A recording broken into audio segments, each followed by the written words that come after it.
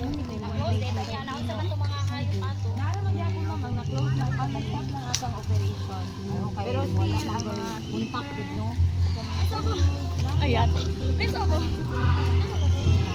Dili ang functional mo ano. Sa kumakuan sa ay. After hindi no,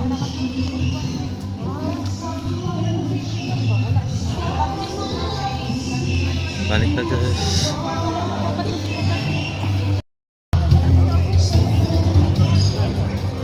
Ay, kalay. Ito, di ba?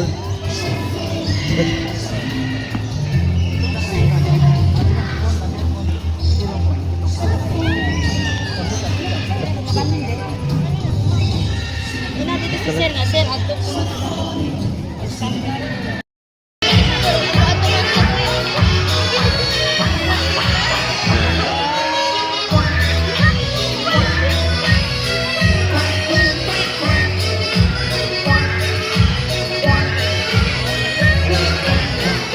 Okay. That's good.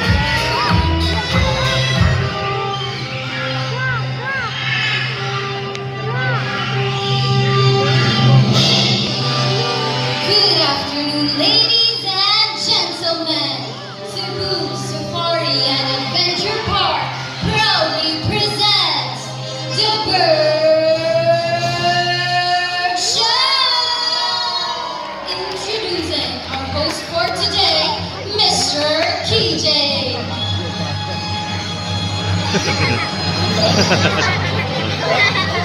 Nice. Hi, mabuhay, and good afternoon, ladies and gentlemen. Welcome to Cebu Safari and Adventure Park. Once again, my name is KJ, and I'll be your host for today. Ladies and gentlemen, please help me welcome our umbrella Kakatu named Sophie.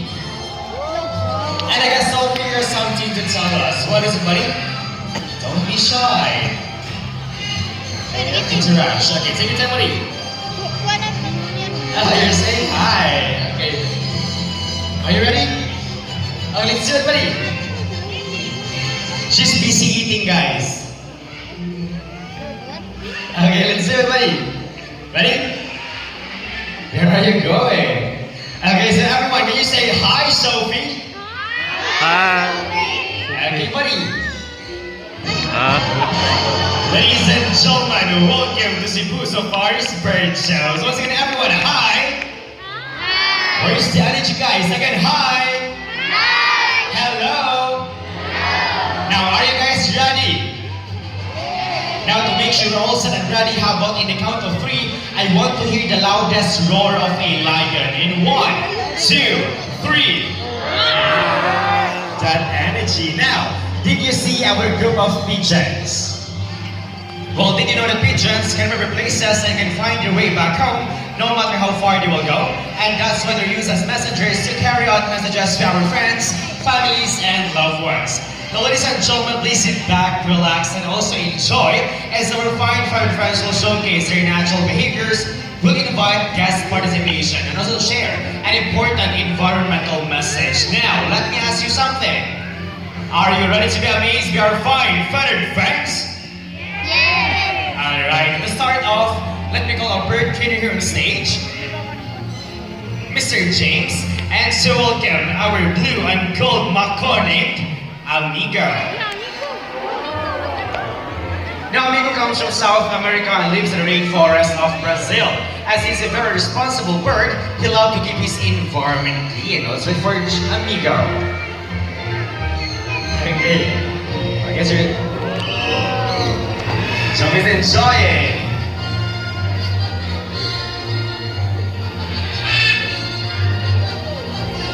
Okay, come everybody, let's start our first act.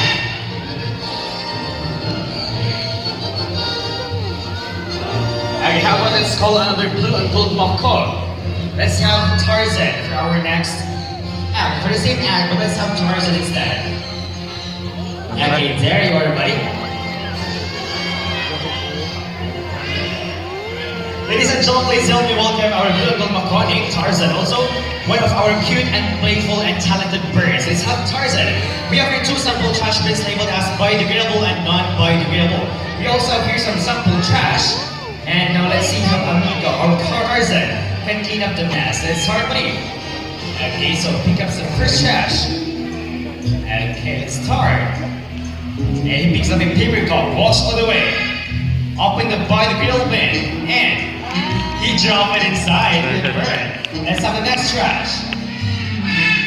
And he picks up a plastic bottle, walks all the way. He opened the non by the griddle bin, and he dropped it inside. Let's have another one. Okay. Let's do trash. He picks up a paper cup, walks all the way.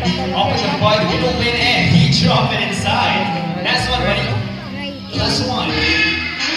He picks up another plastic bottle, now walks all the way, open the nut by the middle bin, and he dropped it inside. Good bird, amigo. Now see if the bird can do it, why can't we, right? So always remember to put trash inside the trash bins. As the saying goes, cleanliness is next to you. That's right, cleanliness. So thank you so much, amigo, and thank you so much, Mr. James. Now, ladies and gentlemen, our next bird we have is very cute and very playful, but I need everyone's cooperation to please remain seated and do not try to reach out or touch these birds. These birds will fly closer and even closer to you. Now, ladies and gentlemen, eyes here and meet our cute and playful Eclectus parrots named Star and Rio. Now, Eclectus parrots, they are dimorphic type of birds, meaning you can easily identify with a male or female just by looking at their colors. Male Eclectus are bright green in color, just like Rio, and female Eclectus parrots are bright red in color, just like Star. And for the lifespan, they can live about 40 to 60 years in captivity with proper care. Our students in the captivity, they are well provided in food, and we will take care of their doctors and also our pets. Ay, tara. These birds are found in the skies of Australia, Solomon Islands, and Papua New Guinea. And then we have 15 to 18 inches long, and they are known by their high pitch calls.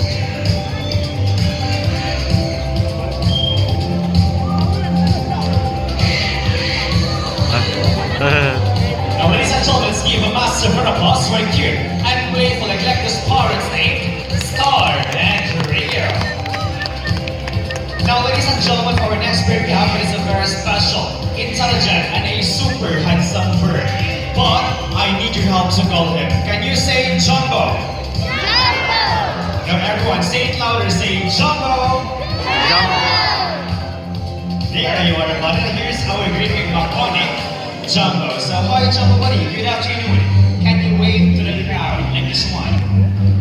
Hi, everyone. Welcome to Cebu Safari. Now, everyone, can you wave back and say hello, Jumbo? Hello, Jumbo. So, because of a very long tail, so the feathers and growing 3 feet from its head down to its tail. With the itself that roughly extends up to 2 feet. Now, Jumbo's going to show us his beautiful tail. Can you turn around, buddy? Good bird. And last one. Nice. As you can see, most of their colors are outside their bodies, and they have less colors underneath their wings.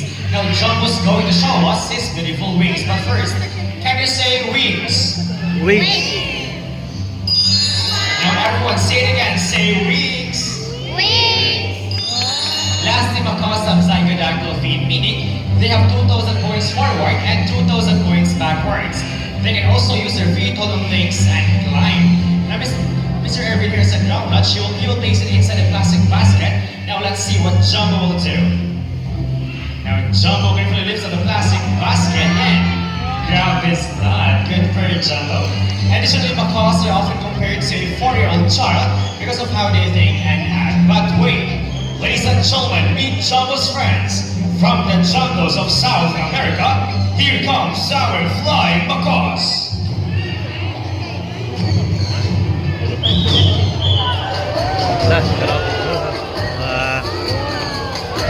Now we are here 3 flying macaws named Harry, Hardy, Tony, and still we have here our great with Makoni, Jumbo. Now, macaws are very adaptive. Whatever environment they're in, it becomes quite normal to them. So if they are surrounded by many people, they will accept many people. Now, their main diet consists of fruits, palm fruits, vegetables, flowers, stems, and leaves. while to eat contour plate to neutralize toxins from various plants in their diet. It also gives them essential minerals like iron, calcium, and most especially sodium. Just like how humans can be left or right-handed, macaws have a favorite food to use while holding their food. And did you know that most macaws are left-footed?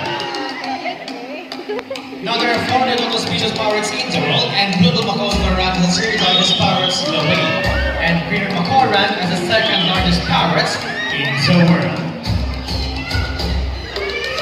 Now, ladies and gentlemen, let's give a massive round of applause to our flying macaws.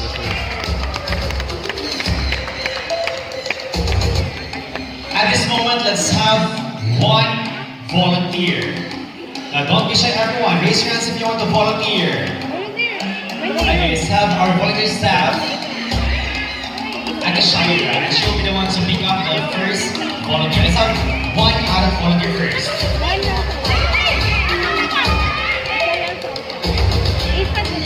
So we're needing a lot of volunteers today. Just raise your hands if you want to volunteer. Okay, someone please be careful. Okay, so stand still, don't make extra movement, eyes here.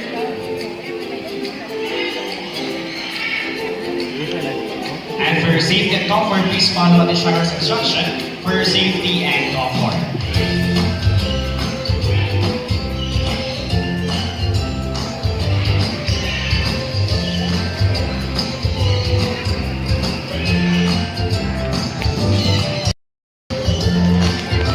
Okay, now all set and ready. Ladies and gentlemen, meet our group of Sunpreneurs.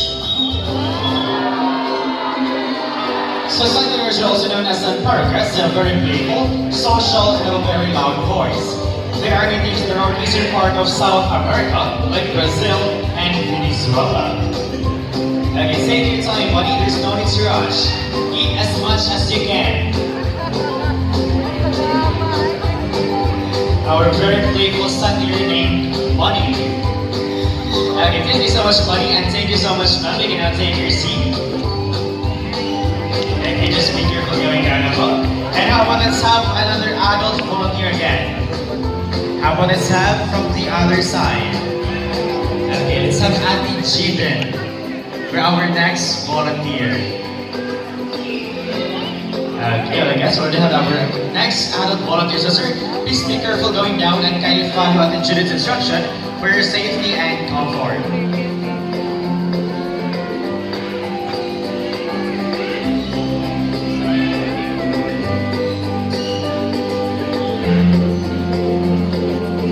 Face the ground and sir, stand still, don't make extra movement.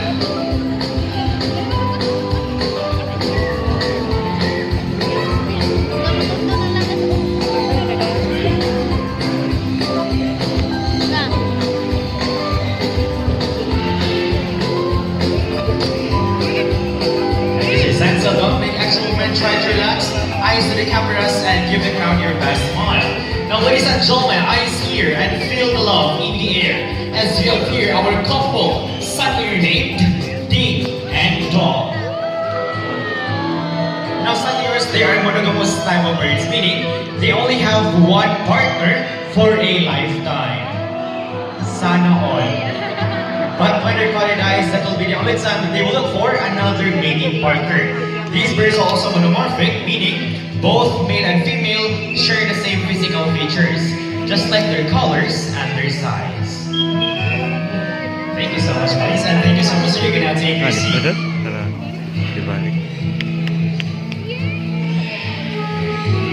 Now everyone, if you want to feed our Sunpreneurs, we have Sunpreneur feeding at the birds of the world. Now for our next athlete, let us have another 2 adult volunteers. Okay, don't be shy, everyone. Raise your hands if you want to volunteer. At this time, I need 2 adult volunteers. Okay, let's have from Ate Fichime and from Miss Lexi. We already have 1 from Ate Lexi. Let's have 1 from Miss Fichime. Okay, so complete 2 adult volunteers.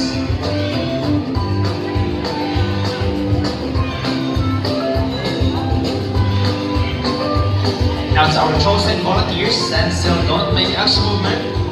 Try to relax.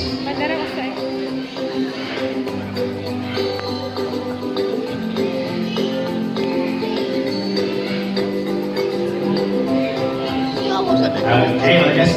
Now guys, give it thumbs up if you guys ready. Ready? Okay, all set and ready. Ladies and gentlemen, eyes here and meet our special guest from Indonesia. Our twin girlfriend Kagado's name, Kyle and Joy. Now, Dolphin Kakadu is one of the smallest kakadus in the world.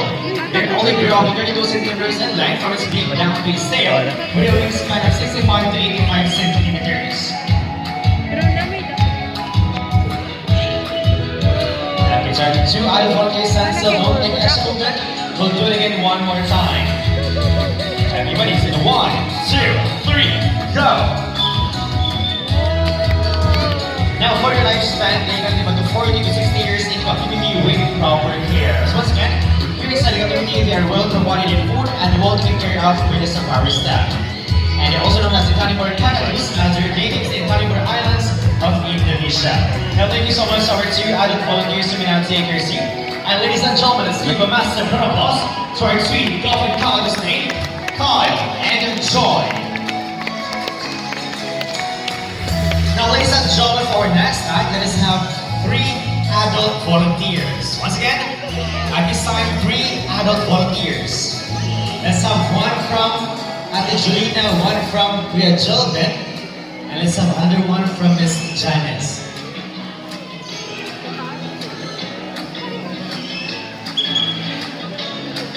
And ladies and gentlemen, before we start our next act, please help me welcome our 2 fly mechanic, Carl and Matt. So I need everyone's cooperation to please remain seated and don't try to reach out or touch these birds. It is for your own safety, as our beautiful macaws have a powerful, sharp talons and claws. Once again, it is for your own safety and for the safety of our birds as well, as they have powerful, sharp talons and claws.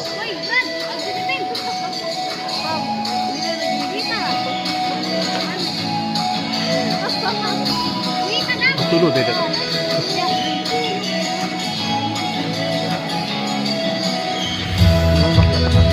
Okay, now to our 3 other volunteers, give me thumbs up if you guys ready. Ready?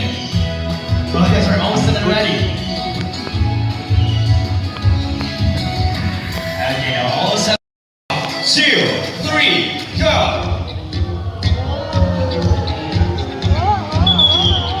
Now they're showing their natural behaviors in the wild. As in the wild, they're taking maneuver from the trees or branches, just how they quickly maneuver through their moves.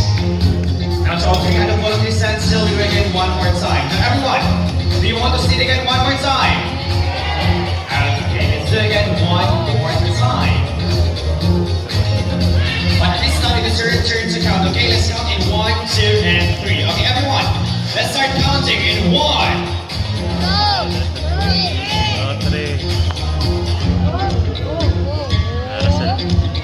Our naughty boy is very excited.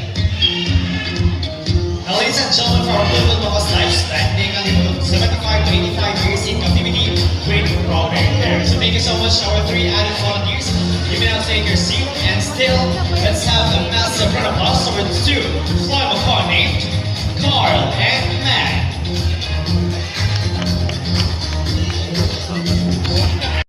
This moment, let's walk through the vibrant rainforest of Brazil as we appear our 2 yellow-crowned Amazon parrots named Lani and Rudy, to our bird trainer, Mr. Roman. Okay, so everyone meet our 2 yellow-crowned Amazon parrots. Our new birds here named Lani and the other one is Rudy. So everyone, can you say hi? Hi!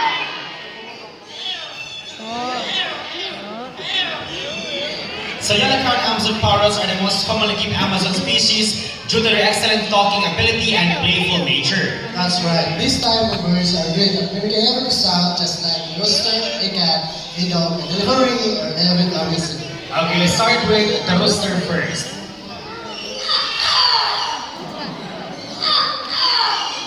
How about let's have a cat? Yeah. Really, can you bark?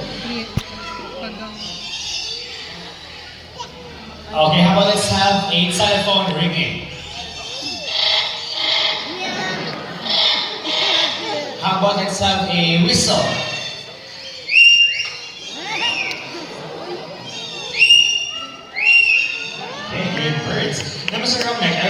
Lani and Rudy here, they love to sing. Is it true? Yes, we love to sing, but before the sing, we need to do what all singers do. We have to warm up first. Okay, they need to have a warm-up first. Let's do the warm-up. La la la la. La la la la. But I guess we're all set and ready for the first song. Now for the first song. Whoa, whoa. I love you more, Drake. Whoa, whoa.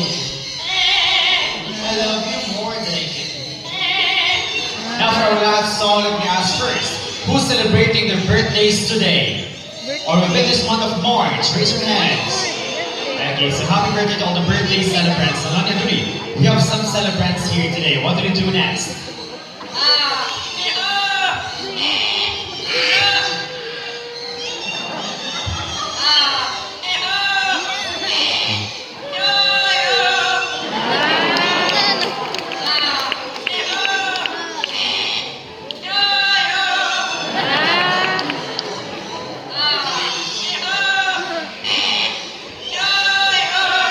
Now, see how talented parrots are? They can mimic sound so well because their brains are super smart, just like how humans use their voices. Let us give a massive round of applause to our two yellow-crowned Amazon parrots, our mimicking birds here named Lani and Rudy, together with their mentor, Mr. Romnek. Thank you so much, buddies, and thank you so much, Mr. Romnek.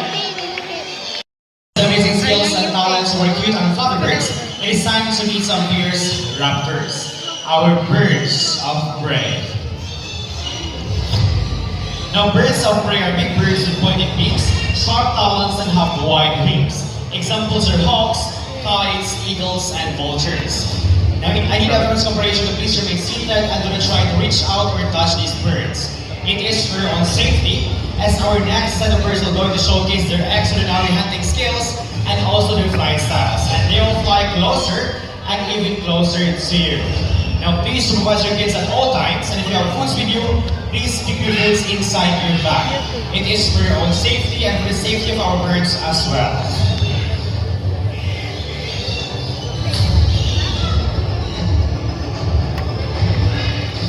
Now, ladies and gentlemen, for our first bird of prey, it is a diurnal type of bird, meaning most of their hunting time is during the daytime. But before calling him, we'll first need a lure. And the lure behind our bird trainer, Mr. Charles, the lure will serve as the real food or the real prey. As his first bird of prey we have will go to showcase how sharp his eyesight is and how good he is at catching his food even from a distance. Now, Mr. Charles, are you ready? Okay, all set and ready. Ladies and gentlemen, keep your eyes alert. Our Philippine hawk eagle named Hunter.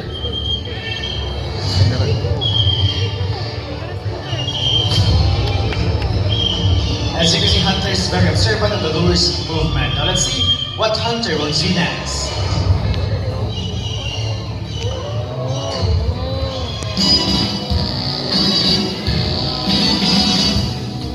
Nice job, Hunter. So Philippine hawk eagle typically hangs from a perch and patiently waiting for the right moment to swoop down its prey. Now as you can see, Mr. Charles here is wearing a glove and that's to protect himself from the sharp and pointed talons of this bird. Now, Philippine hawk eagle that is famous as a Philippine eagle, but they share the same majestic and powerful aura, earning the nickname of Little Philippine Eagle. It is considered a medium-sized of raptor that can grow up to 65 to 70 centimeters in length, with a wingspan of 105 to 125 centimeters. Now, ladies and gentlemen, let's give a massive round of applause to our Philippine hawk eagle named Hunter. Now, ladies and gentlemen, for our next bird of prey, it embodies the beauty and the mystery of the night. Let us remain silent, seated, and relax. As you welcome our eastern grass owl named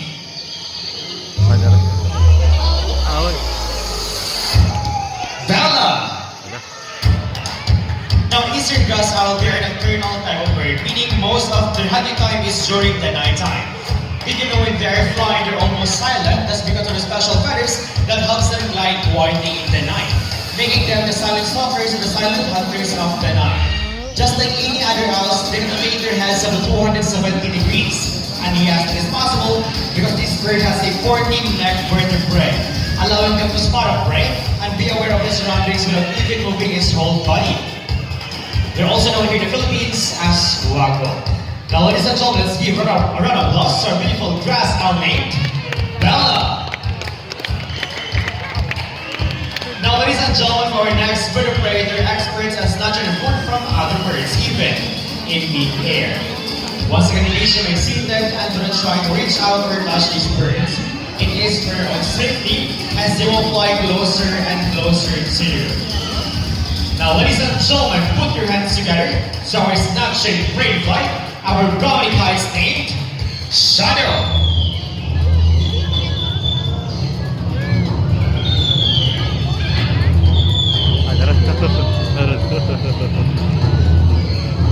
But wait, there's more. Here comes our next brownie kite named Argus.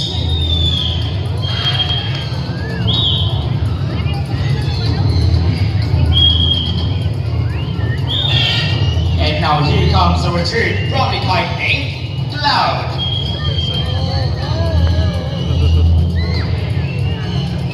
So brownie kite, they have white plumage on its head down to its underparts, and the rest of its colors are striking chestnut brown. And brownie kites is not just flying prey and steals from fish and also hunting birds. That's what they're called as a snatching prey in flight.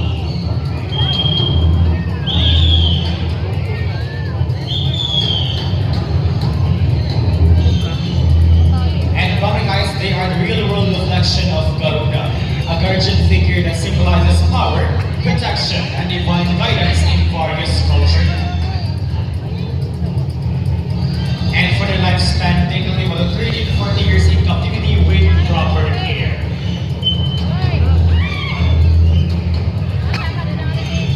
Thank you so much, our bird trainers. But wait, we still have one remaining brownie kite. And for this act, I need one brave male adult volunteer who's not afraid of our brownie kites. Once again, let's have one brave male adult volunteer for this act. Just make sure you're not afraid of our brownie kites. Okay, so we have our three children, and he will be the one to pick up the next volunteer.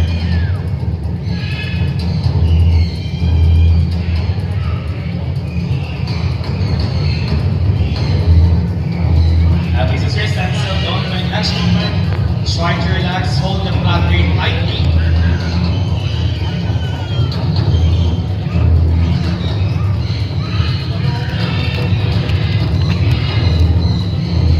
Okay, so don't make action movements.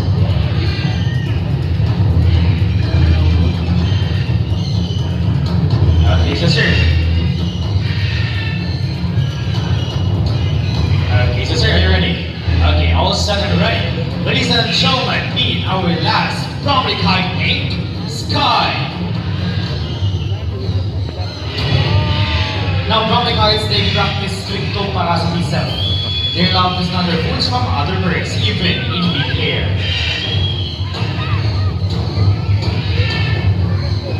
Now, these medium-sized bird of prey can be found in the skies of Sri Lanka, Nepal, India, and Pakistan. They can also be found in our country, the Philippines.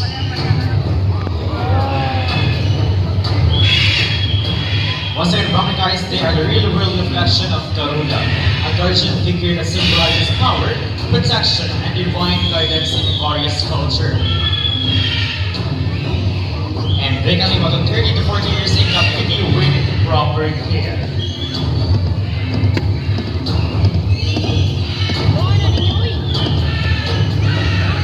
And in the wild, they love gliding, soaring, and flying high up in the sky. Okay, so thank you so much, sir. You can now take your seat. And brownie kites are also known as the red-backed seagull in Australia, and they're locally known here in the Philippines as Banog in Bisaya and Lawin in Tagalog. Once again, also be found here in our country, the Philippines, and they're also known as Banog in Bisaya and Lawin in Tagalog. Now, ladies and gentlemen, let's give a massive applause for our snatching brain fight, our brownie kites named Shadow, Argus, Cloud, and Sky. Now, ladies and gentlemen, from the medium-sized raptors, let's proceed to the largest bird of prey. We have here in Cebu Safari. Once again, please remain seated and do not try to reach out or touch this bird. It is for her own safety. Now the guests are all set and ready. Ladies and gentlemen, for our grand finale, keep your heads up high so our white bellied sea eagle named Silver.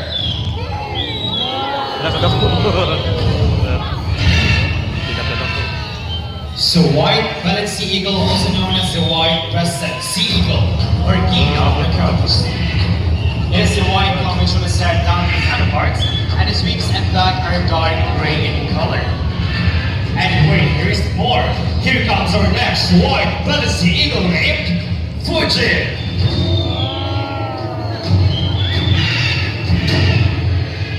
So white-bellied sea eagle, they can grow up to 75 to 85 centimeters in length, with a powerful wingspan of 180 to 220 centimeters. These large bird prey can be found in the skies of Australia, Sri Lanka, India, Tasmania, and Southeast Asia. And just to share, the scientific name of this bird is Halitus lugucaster. Halitus means white, lugucaster means bellied. Now, ladies and gentlemen, let's give a massive round of applause to our white-bellied sea eagle named Silver and Fuji. Now, ladies and gentlemen, here at Cebu Safari, we're not just about creating fun and unforgettable experiences. Our top priority is wildlife conservation. We work hard to protect endangered species, provide them with safer habitats, and most passionate to educate guests about the importance of preserving nature. Because we believe together we can make a big difference for wildlife and for a better future generations. And before we totally end up our show, I would like to introduce you to the people behind the success of the show. My partner here on stage, we have here Ms. Lynn, Mr. Dominic, Mr. Charles, and Ms. Rachel. And yours truly, my name is KJ, and to make this even more memorable, we present to you the symbol of love, peace, God. prosperity, and harmony. Now once again, yours truly, my name is KJ. Thank you so much everyone, and enjoy the rest of the while.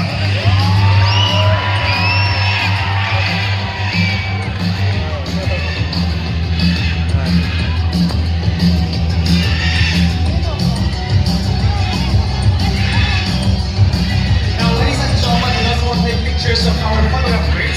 Just kindly follow in the center, we have here our official photographers W2. If you want to use your phones, I'm using flash photography. So once again, if you want to take pictures of our photographers, just kindly form, I like here in the center, we have here official photographers W2. If you want to use your phones, just avoid using flash photography. So guys, this is your chance, it's totally for free.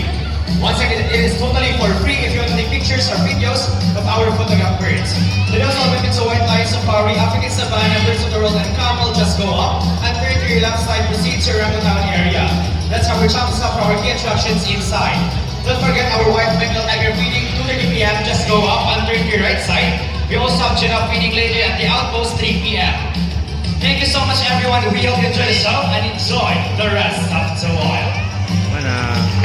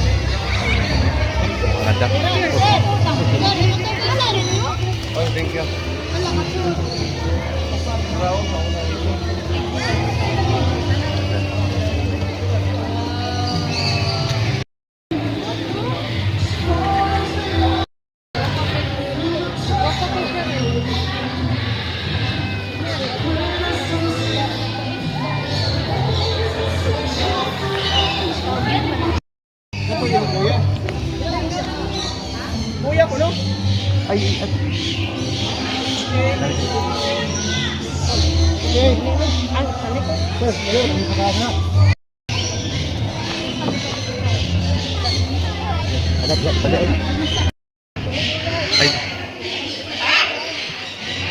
Mana? Mana?